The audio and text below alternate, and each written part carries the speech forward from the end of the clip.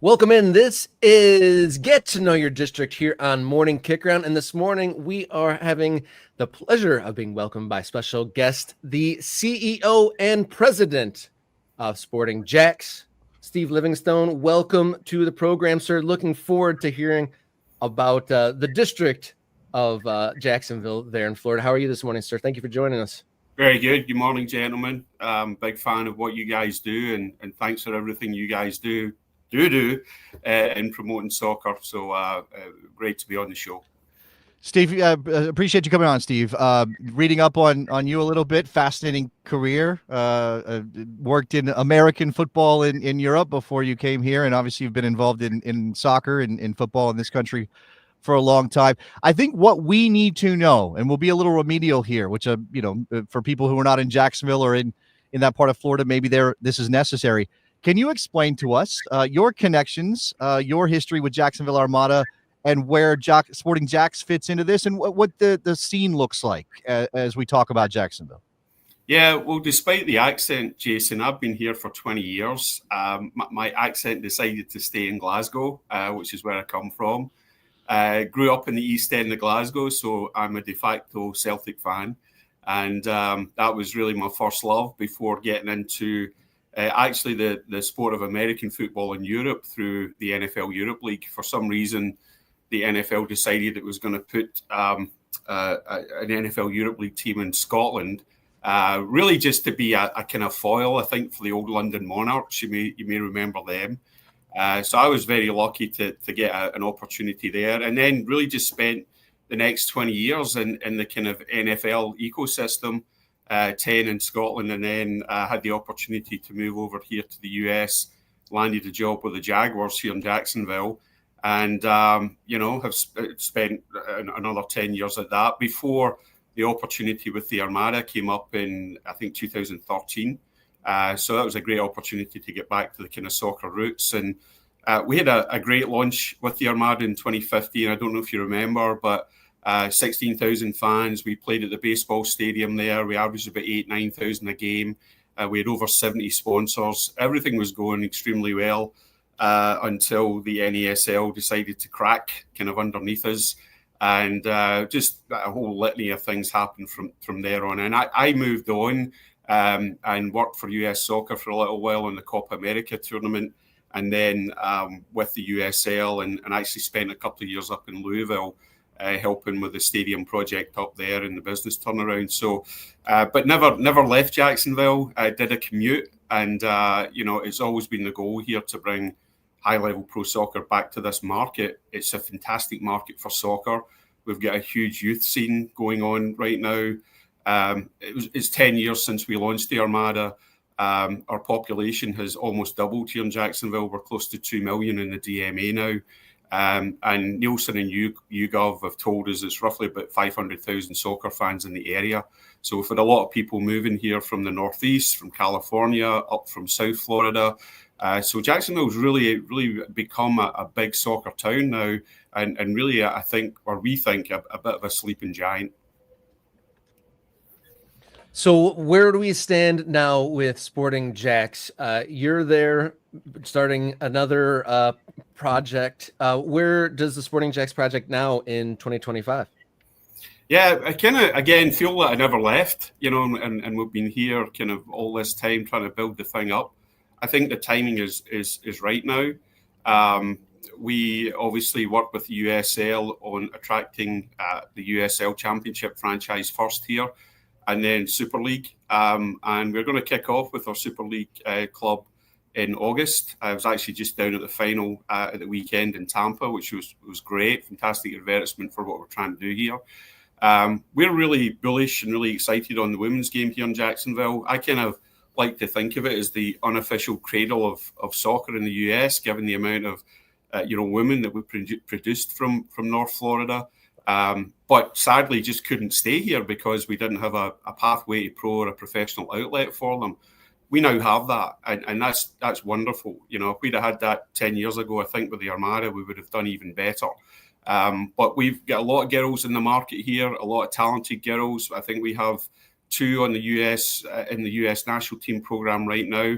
another 6 locally that have been called up for international duty. So I think we're going to be highly competitive on the women's side, and we're just excited to get started with that. We'll come back with the men in 2026, the championship team. Always like to think of us as a kind of a women's team that's added men as a kind of tag on. But we're really excited about the response that we've had from the community, from the city here, and people I think are just genuinely enthusiastic about getting high-level pro soccer back into the market.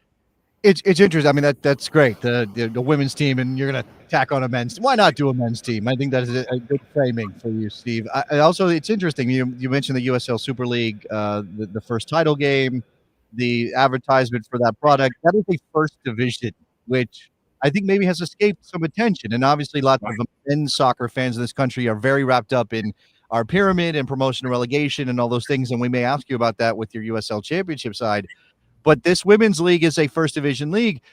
What from your perspective, as you get ready to launch your team and as you have watched now a season unfold, do you think that is at least going in the right direction in terms of getting the kind of attention it deserves? Because NWSL kind of takes up all the oxygen at the moment. Oh yeah, absolutely, and they're the incumbent. I mean, they've been around for a while now. But Jason, you'll remember this. You go back to when NWSL was starting out, and it took them, a few years to get going. It took probably 3 or 4 years before they were getting out of the average of 2,000, attendances into where they are right now. Given there's 300 million people in, United States, and right now we have, 14 plus 8, 22 professional women's soccer teams.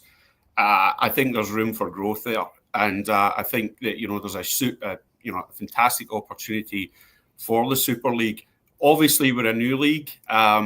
Things were kind of, I wouldn't say rushed, but done quickly in terms of the launch. And I think a lot of people have learned a lot from that. And I think the teams will come back a lot stronger next year after having gone through one cycle. For us, there was a little bit of a luxury to kind of sit back and look at, how things were evolving. And we've learned a lot from that as well. So I think that the league comes back even stronger next year and continues to grow. There's too much interest in women's soccer right now for it not to grow. Obviously we are excited to be a part of that. Exciting times for you, like about 2 months away from the launch of the women's side, and then probably, 9 months out from USL Championship side, if I'm understanding correctly. So I imagine there's a lot going on behind the scenes. Like what are you doing now? Are you guys building out staffs? Is there stadium plans? Like what all is being built infrastructure wise in this pre-launch for 2 different teams within the year? Yeah, it's kind of funny. I think locally here, people think, where did you guys come from? Overnight success sort of thing. We've been working on this since 2017. And, everything from our plans to develop a 15,000 soccer-specific stadium in the next couple of years to, building our front office team. We're probably close to about 30 front office staff right now. That will probably expand to about 50 as we get into it. Then we'll bring the players in, the coaching staffs. We've tried to do things at a very high level, given previous experience. If you're going to do it right and make sure it's going to work and be sustainable.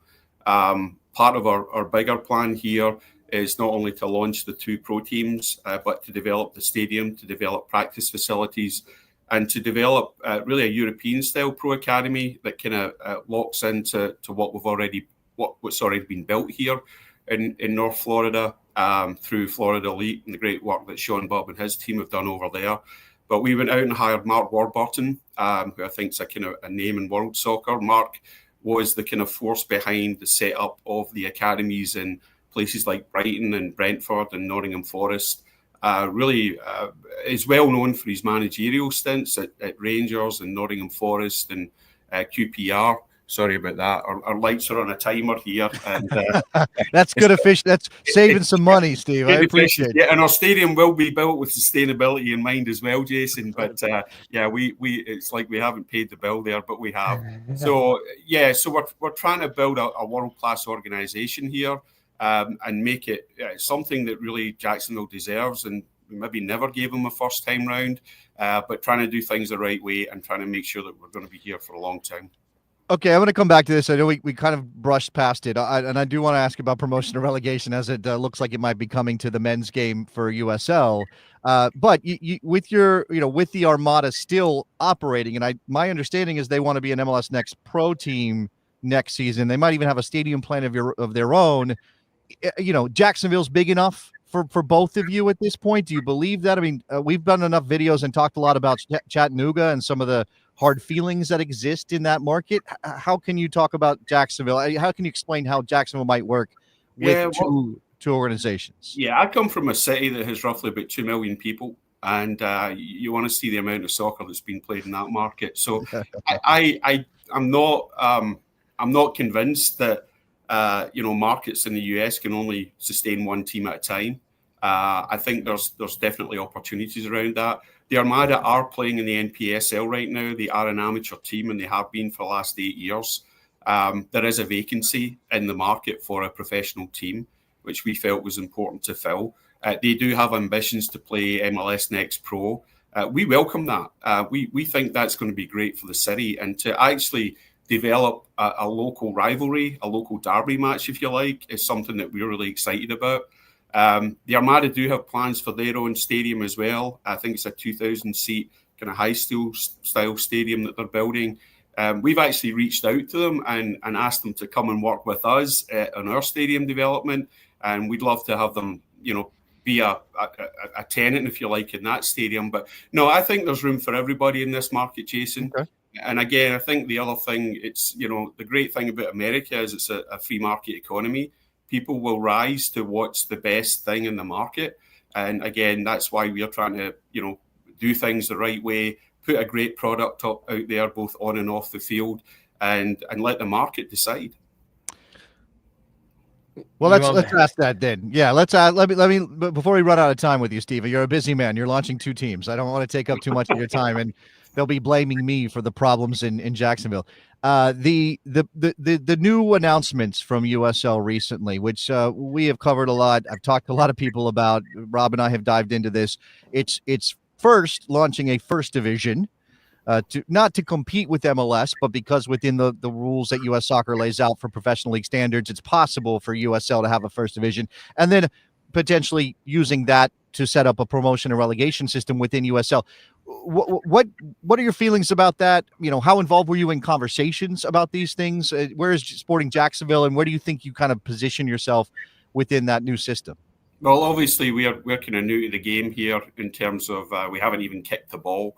But we were involved in all those discussions, all those votes.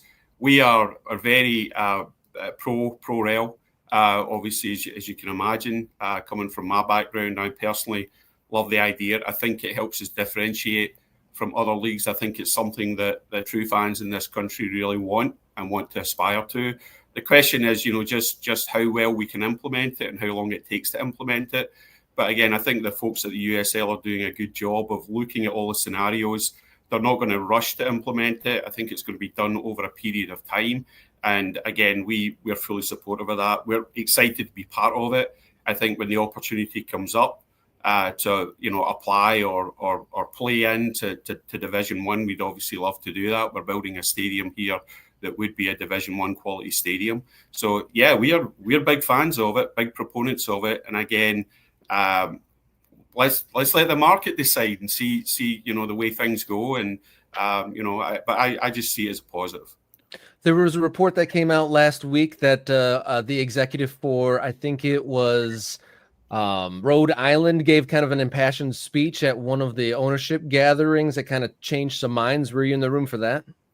I was, and again, not what goes on in those rooms is obviously confidential, but Brett is obviously a very passionate guy about the sport. He's a very sensible guy, a very wise guy as well, very, very clever.